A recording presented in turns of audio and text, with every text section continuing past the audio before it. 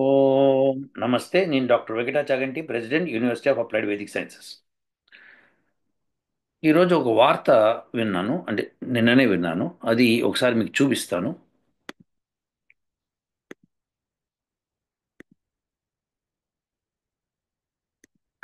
Same thing. So yeah. Incredible. 67 crore Hindus came in. I'm sure Pakistan has got very disturbed, and which is why Pakistan wants to target the Ram Mandir in Ayodhya. I want to tell the ISI and the Pakistani military establishment that we are all united. You dare not. Otherwise, we'll bomb the living daylights out of you. It's as clear as that. We are going to bomb Pakistan into oblivion if it tries anything like this. But so మీరు వార్త విన్నారు కదండి. Ram మందిర్ని bomb చేయడం కోసము ISI trained person ఒక అతను ఇండియాలోకి వచ్చినప్పుడు అతన్ని పట్టుకున్నారు. సో పట్టుకున్నది కూడా ఒకరోజు నిన్నే పట్టుకున్నారు, అయిపోయింది. సో మనకి తెలిసింది ఏంటంటే ఇట్లా పట్టుకున్నాను. అయితే దీనికి ఇది అందరికీ తెలిసిన వార్తే. నేను ఇప్పుడు ఎందుకు చెప్తున్నా అంటే ఫిబ్రవరి 2024లో రాఘవేంద్ర అక్కిన ప్రగడ నా దగ్గర ట్రైనింగ్ తీసుకుంటున్నప్పుడు, సో ఆస్ట్రానమీ గురించి, ఆస్ట్రాలజీ ఎట్లా చెప్పాలి అనేది, సో అది తీసుకున్నప్పుడు పేపర్లు పబ్లిష్ చేసాం మేము. దానిలో ఒక పేపర్ కూడా పబ్లిష్ చేసాము. ఫలానా డేట్స్లో ఈ యొక్క రామ మందిరానికి ప్రాబ్లమ్స్ వచ్చేటట్టు ఉన్నాయని. అది ఆస్ట్రాలజికల్ సిమ్టమ్స్ ప్రకారం చెప్పామన్నమాట. అయితే ఆస్ట్రాలజీ నిజం అవుతుందా, ఆస్ట్రాలజీ నిజమేనా కాదా అంటే, ఆస్ట్రాలజీ అన్నది ఒక స్టాటిస్టికల్ సైన్స్ అండి. అంటే ఏంటంటే కావచ్చు, ప్రాబబిలిటీ అన్నమాట. సో ఇలా కావచ్చు, అలా కావచ్చు, ఛాన్సెస్ ఉన్నాయి, ఎంత ఛాన్సెస్ ఉన్నాయో కూడా చెప్తాం అనమాట. సో ఇప్పుడు ఫర్ ఎగ్జాంపుల్ మనకి వెదర్ ఛానల్ చూద్దాం ఒకసారి. చూస్తే మీకు అర్థమవుతుంది వెదర్ ఎట్లా మనము వెదర్ని మనము పసికడతాము అన్నది మీకు అర్థమవుతుంది.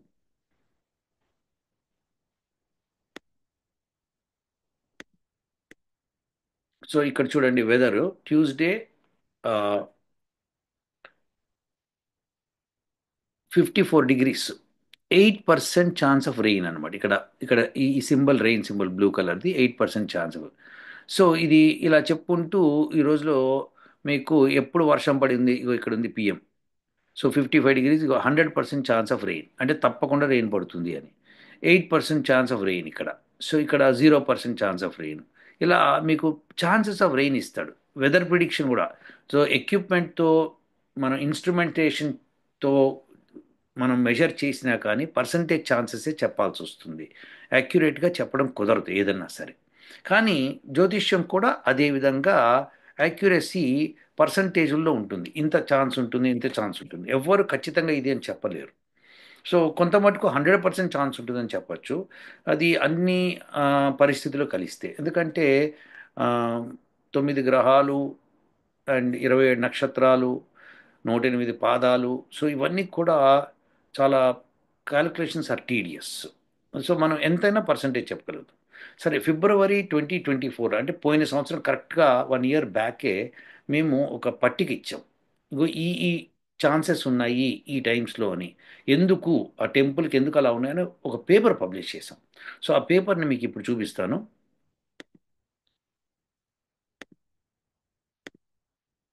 ఇదండి ఆ పేపరు. సో క్లియర్గా ఇచ్చాము ఇక్కడ. Potential impacts of various cosmic forces on the future trajectory of Prabhu Shriram temple in Ayodhya. ఇది మేము స్పష్టంగా ఆ రోజు మేము ఇచ్చామన్నమాట. సో ఇది మీరు డేట్ కూడా మీరు చూసుకోవచ్చు ఇక్కడ. ఇక్కడ ఏది ఇది, received 5th January and accepted 7th February. So మేము జనవరిలోనే సారీ. సో ఇప్పుడు ఇది ఈ ఈ ఇంటర్నేషనల్ పేపరు మీకు ఈ లింక్ అది నేను ఇస్తాను మీకు. సో ఇది పబ్లిష్ చేసింది చూసారా, రాఘవేంద్ర సాయి అక్కిన ప్రగడ. నా దగ్గర ట్రైనింగ్ తీసుకొని అతను చక్కగా ఇప్పుడు మంచి అస్ట్రాలజీ చెప్తున్నాడు. నేను డాక్టర్ వెంకటాచాగంటి. సో ఇది మీకు ఈ డిఓఎస్ పేపర్, డిఓఐ ఉంది. ఈ లింక్ ఇస్తే మీరు క్లిక్ చేస్తే దొరుకుతుంది మీకు. ఇందులో మీరు పేజ్ 7కి వెళ్తే, యా. సో ఈ టేబుల్ 5లో మేము ఇక్కడ ఇచ్చాం. ఏమి ఇచ్చామంటే పిశాచ యోగా ఇన్ కేటగిరీ 1 రాసి ఇట్లా అన్ని పిశాచ యోగం ఎప్పుడు ఏర్పడుతుంది ఈ టెంపుల్కి అనేది ఇచ్చి ఎన్ని పాయింట్స్ అవన్నీ కూడా ఇచ్చాము. టీడియస్ క్యాలిక్యులేషన్స్ అన్నీ చేసి పెట్టామన్నమాట. సో ఇవన్నీ చాలా జాగ్రత్తగా అకిన ప్రగడ చేశాడు. చాలా జాగ్రత్తగా మెటికులస్గా క్యాలిక్యులేట్ చేసి మొత్తం చార్ట్స్ ప్రతి దానికి ప్రతి సమయానికి ఇచ్చాడు దానికి. సో 16th జూలైలో 2051లో అప్పటికి మీకు పీక్ వస్తుంది అన్నమాట పిశాచ యోగం.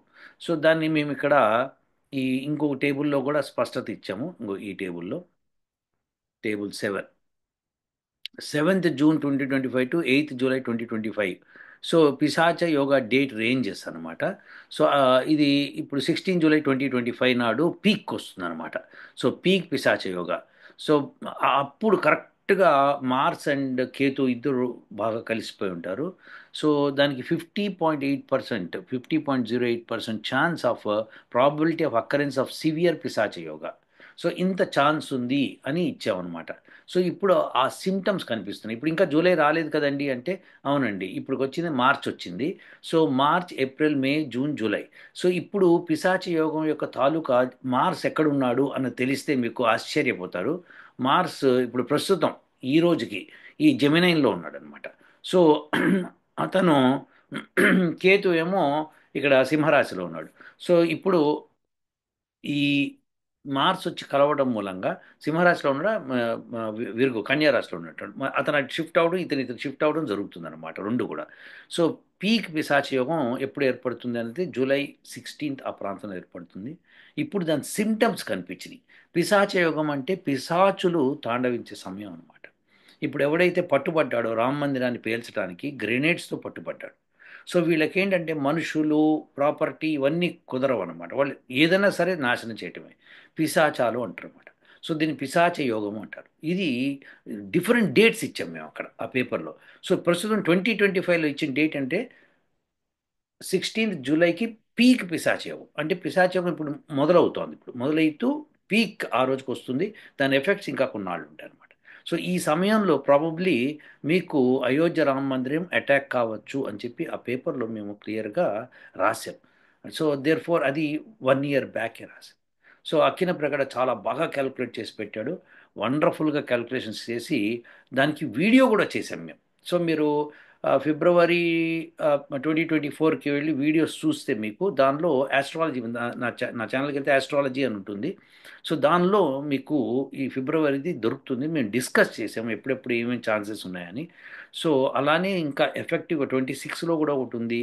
అలానే 37లో అయితే సివియర్గా ఉందని చెప్పి రాసాం మేము. సో ఇవన్నీ కూడా ఇండికేషన్స్ అన్నమాట. సో పిశాచ యోగం ఉంది ఆ సమయాల్లో. ప్లస్ ఆ ఆ యొక్క స్ట్రక్చర్కి కానీ దానికి కానీ ప్రాబబిలిటీ ఎలా ఉంది, ఇవన్నీ ప్రాబబిలిటీస్. సో పర్సంటేజ్ ఛాన్సెస్ ఎలా ఉంటాయని చెప్పటం అనమాట. సో అది మినిమం 50% ఛాన్స్ ఉంది అంటే there is a big chance. 50% above అంటే there is a chance. So ఇప్పుడు మనం చాలా జాగ్రత్తగా ఉండవలసిన సమయం. వీళ్ళు పట్టుబడతారు తప్పకుండా, ఇది ఎందుకంటే రామ మందిరం కాబట్టి. కానీ అటాక్ మటుకు ఇది రావడం తథ్యం. సో ఎప్పుడన్నా ఒక ఆస్ట్రాలజర్ మీకు యాక్సిడెంట్ ఉందండి అని చెప్పినంత మాత్రం యాక్సిడెంట్ పోతారని కాదు. యాక్సిడెంట్ అయ్యే ఛాన్స్ ఉంది అన్నప్పుడు యాక్సిడెంట్ అవుతుంది. కానీ దాని నుంచి మీరు బచాయిస్తారా లేదా అన్నది మీ ఫర్దర్ జాతకం మీద ఆధారపడి ఉంటుంది. శ్రీరామ మందిరానికి ఏం కాదు, కానీ there is severe chances of attack అనమాట. సో ఇది మనము వాచ్ చేస్తూ పోవాలి. సో అక్కినపగడ రాఘవేంద్ర యూకేలో ఉన్నాడు ఇప్పుడు. మంచిగా జ్యోతిష్యం అది బాగా చెప్తున్నాడు. సో అతను బాగా నేర్చుకున్నాడని అనుకుంటున్నాను నేను. ఎందుకంటే ఇంత ఇంత క్యాలిక్యులేషన్ చేసి శ్రీరామచంద్రుడి మీద బ్రహ్మాండమైన 45 పేపర్స్ సబ్మిట్ చేశాము. మీరు ఈ ఈ ఈ యొక్క జర్నల్కి వెళ్తే మీకు అన్నీ దొరుకుతాయి కూడాను. సో రామచంద్ర ప్రభువుకి రామచంద్ర ప్రభు యొక్క టెంపుల్కి ఏమీ కాకూడదని మేము అందరం భావిస్తున్నాము. సో ఆ విషయంలో ఈ జాగ్రత్తలు తీసుకోండి అని చెప్పి పేపర్లో మేము ఆల్రెడీ జర్నల్ పబ్లిష్ చేసిన దాన్ని వాళ్ళు తీసుకుని ఉంటే బాగుంటుంది. తీసుకున్నారనే అనుకుంటున్నాను లెక్కలోకి. ఎందుకంటే వీడు ఒకడు దొరికాడు, కానీ చాలామంది స్ప్రెడ్ అయి ఉన్నారు ఇప్పుడు ఆల్రెడీ. సో వాళ్ళని పట్టుకోవాలంటే మరి దొరకాలి. వాడికి తెలుసో లేదో డీటెయిల్స్ మనకు తెలియదు. సో పట్టుకుంటారనే భావిద్దాము. భారతదేశానికి సంబంధించిన యాంటీ టెర్రరిస్ట్ ఫోర్స్ అనేది చాలా బ్రహ్మాండమైన ఫోర్సు, బాగా పనిచేస్తుంది. So expect that one. Ramaraksha. ఉంటానండి. ఓం.